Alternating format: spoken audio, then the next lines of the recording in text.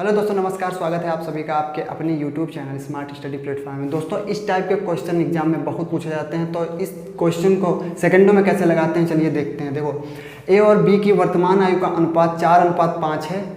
कितना है? ए और बी की आयु का अनुपात, ए और बी की आयु का अनुपात 4:5 है। तो भाई इसकी आयु 4x हो गई, इसकी आयु 5x हो गई। 5 वर्ष बाद इनकी आयु का अनुपात कितना हो जाएगा? 5 वर्ष बाद इनकी आयु का अनुपात किसके बराबर हो जाएगा?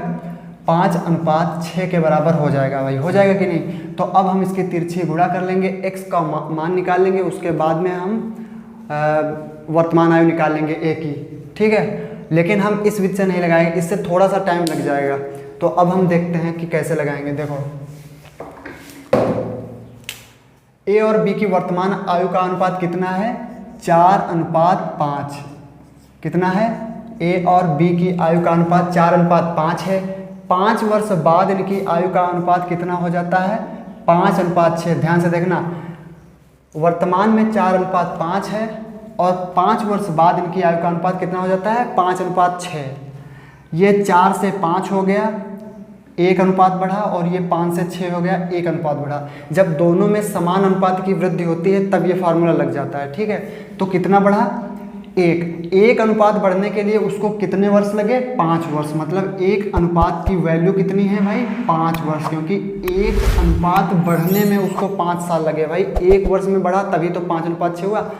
तो 1 वर्ष की वैल्यू 5 वर्ष निकल के आई। अब हमसे क्या पूछ रहा है कि a की वर्तमान उम्र कितनी होगी? तो a की वर्तमान उम्र जो यहाँ पे 4 है वो a की वर्तमान उम्र को डिनोट करता है। तो 1 अनुपात बराबर 5 वर्ष है, तो 4 अनुपात बराबर कितना हो जाएगा? 20 वर्ष। कितना हो जाएगा? 20 वर्ष। बस ऐसे ही आप इसका आंसर निकाल सकते हैं। तो दोस्तों, हमारा जो अगला क्वेश्चन है, एक पिता तथा उसके पुत्र की आयु 10 वर्ष बाद 5:3 के अनुपात में होगी, जबकि 10 वर्ष पहले उनकी आयु का अनुपात 3:1 था। देखो इसको कैसे लगाते हैं। देखो, ये कोई वर्तमान उम्र होगी इनकी। क्या होगी? वर्तमान उम्र। 10 वर्ष पहले इनकी आयु का अनुपात कितना था? 3:1। 10 वर्ष पहले इनकी आयु का अनुपात 3:1 था। और जब 10 वर्ष पहले, और जब 10 वर्ष आगे बढ़ेंगे, 10 वर्ष बाद का अनुपात पूछेंगे, तो वो कितना था? 10 वर्ष बाद का अनुपात 5:3। वर्तमान उम्र से 10 वर्ष पहले 3:1 था, वर्तमान उम्र के 10 वर्ष बाद का अनुपात 5:3 था। तो यहाँ से यहाँ तक जाने में कितना अंतर आया? 3 से ये 5 हो गया, 2 का अंतर आया। 1 से ये 3 हो गया, 2 का अंतर आया। कितना अंतर आया? 2 का अंतर आया, मतलब बराबर हो रहा है। तो 2 का अंतर आने में, 2 अनुपात बढ़ने में इसको कितने वर्ष लगे? भाई यहाँ से यहाँ तक गया 10 वर्ष लगे, और यहाँ से फिर यहाँ तक गया तो 10 वर्ष लगे। मतलब टोटल कितने वर्ष लगे? 20 वर्ष। मतलब 2 अनुपात की वैल्यू कितनी आई? 2 अनुपात की वैल्यू आई 20 वर्ष। तो 1 अनुपात की वैल्यू कितनी आएगी? 2-20।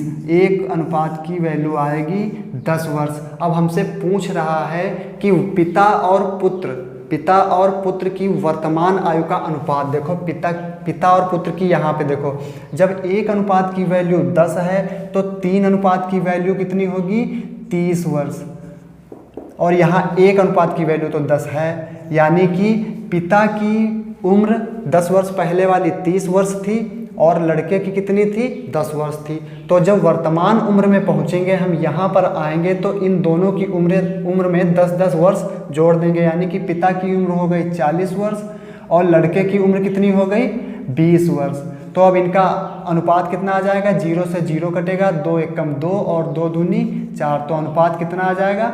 2:1। हमारा ए वाला ऑप्शन इसका सही हो जाएगा।